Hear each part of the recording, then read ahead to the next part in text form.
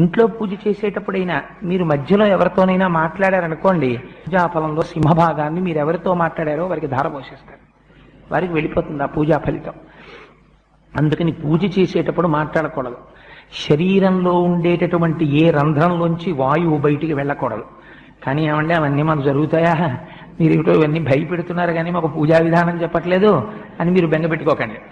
అలా పొరపాటున ఇంకా మనకు అంత పెద్ద సంస్కారం, అంత పెద్ద అలవాటు లేదేమోనని ఋషులు ఎక్కడికక్కడ మనకి ప్రాయశ్చిత్తం చెప్పారు. ఒకవేళ పొరపాటున సాధ్యమైనంత వరకు నిగ్రహించుకునే ప్రయత్నం చెయ్యాలి.